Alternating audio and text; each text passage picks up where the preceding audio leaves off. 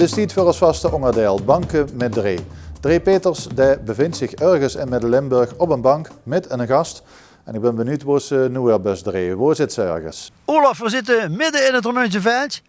Achter ons de Hedegaardkerk, het ziekenhuis dat ooit gebouwd is in hetzelfde jaar als deze man geboren is. 1932. En wat is bijzonder aan deze mens? Hij werd 85 op 7 mei. 85 jaar. Is dat bijzonder? Nee, dat zijn zoveel nu 85. Maar 85 jaar in hetzelfde huis wonen in het Remuntjeveld en eigenlijk het ganse Remuntjeveld. Weten wat er geweest is en wat er niet geweest is. Tony was eigenlijk de grote vraagbaak voor iedereen. En nu nog steeds. En dan hebben we het over het Remuntjeveld. Jong, met hoeveel winkels vroeger? Alleen hier op de Nassenstraat waren er 32. 32 winkels in de Nassenstraat. Dan heb ik nog de dinges van, de advertenties. Toen. Hoeveel slechters hadden we weer in dat tijd? Een stuk of 8. En kroegen, dat weet ze allemaal wel. Ja, dat mogen er niet komen. Nee. Maar Tony, als ze toch vanaf 1932 hier woont, hebben ze eigenlijk van alles metgemaakt. Ze hebben metgemaakt wie die jongens die destijds zijn gedeporteerd. Hè? Ja, daar waren ik bij. Waar mijn broer bij, die zijn daar op de hoek die weggegangen. 3000 mannen. En nu hebben ze elk jaar hebben ze nog een wandeltocht naar de grens. De 30 december. Ja, en... Ik heb verschillende keren gefilmd. Ik heb ook gefilmd in Dulken, waar ze geslapen hebben op de wielerbaan vroeger, in de oorlog. Ja. En toen is er een monument onthuld geworden, dat ben ik ook geweest. Dat heb ik dus ook gefilmd allemaal. Ja, dat heb ik allemaal natuurlijk. Ja. Nou, maar Tony, toen was vroeger natuurlijk, dus eigenlijk de meeste mensen kennen zich als kelner.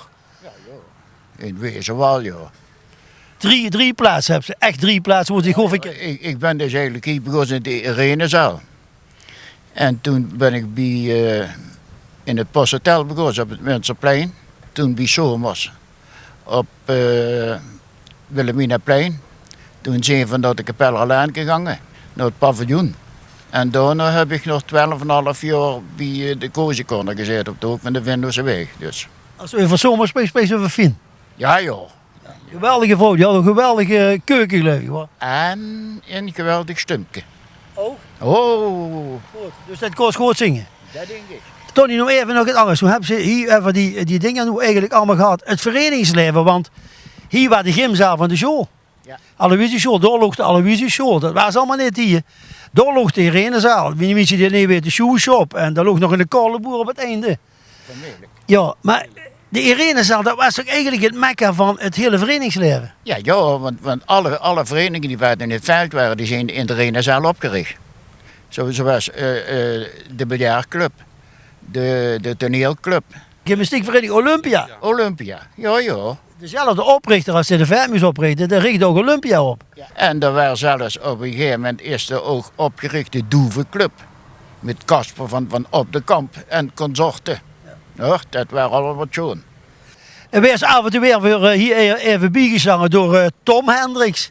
We hadden zelf de naam, geen familie, maar Tom is van de Week Rood Promotie, Week Promotie het Remuntjeveld. De Tom. Dat is correct. En hij weet ook een heel hoop van het veld. En hij steekt zo aan en toe Tony bieden, als het is. Want we willen eigenlijk op 7 mei, dan is er jeurig. Dan willen we eigenlijk een tas koffie drinken bij Tony. Want dat hoe steekt al 84 jaar. En hij woont toch al 84 jaar, niet? Ik zei toch in 84 jaar. Vertel verder. Mijn vader heeft het in 1919 met gebouwd. En dat waren de eerste bewoners. En in dat huis zit nooit anders ingewoond, dat is alleen 4. Dus je woont al van 1919, woont je er al in? Ja. Dus 98 jaar geleden trok die vader het dus met gebouwd? Met gebouwd. En zeg maar in 1920 ongeveer. Oké, dus toen woont ze van het begin af aan, maar toen woont ze wel al 84 jaar in het huis. Wordt die de pap ook al 14 jaar in het gewoond? Ja. En vroeger hoorde dat de Lada en de arbeiders. Ja, Limburg en de arbeiders. En nu momenteel heet het dus de Domus.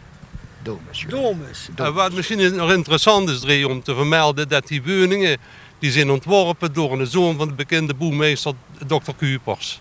En de zoon van hem heeft het plan ontworpen en aan de hand van zijn plan zijn die woningen gebouwd. Die hebben ook terecht dus de monumentale status. Ja. Wat een geweldig stukje geschiedenis van zo'n Remuntjeveld. Dat denk ik. Jong, 7 mei, Ja, jong. daar gaan we een feestje van maken. Ja, dat hoop ik. En beloven ze mij dat ze ook de 100 jaar oud? Dat weet ik niet, dat kan ik niet zeggen. Maar dat zeg ik zich dan wel tegen die tijd, dan mail ik wel even. Maar doe eens me wel eens vertellen welke medicijn dat ze gebruikt hebben. met die medicijn ben ze gegarandeerd 100 jaar. Die zal ik tegen dadelijk in het slot te kijken. Met die medicijn ben ze 100 jaar. Zeg. Ja, maar de lui die niet weten welke medicijn dat hij gebruikt, dat is whisky. En dat drinkt whisky geloof ik weer cola, maar dat geweldig. Jongen, maak er de zolen weer erg van. En dat is 7 mei. Als het bekend bij hem toe is, dus ik ga zeggen niet dat het ganse gemeenteveld naar hem toe gaat. Want dan mag niet op kosten jagen. En als er nou bakkers zijn die zeggen, nou, we willen de IJse inwoner van het gemeenteveld nog een fly sponsoren.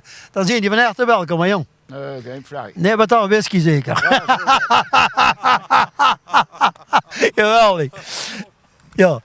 Jongens, dit was het hier vanaf deze plaats. De volgende week gaan we het ergens anders doen. Dan hebben we het, met name als het goed is, gaan we het Toon Hermenshoes en dan gaan we spreken over de wandel- en fietstocht naar de Mont Ventoux. En dat is natuurlijk voor de Kankerfonds, om dat in ieder geval te sponsoren. Dus de volgende week ziet je mij weer ergens anders op een bankje, als het goed is, in de tuinen van het Toon Hermenshoes. En dan zie je voor staan. Hartstikke bedankt en je weet het. Je ziet zichzelf bij TV11.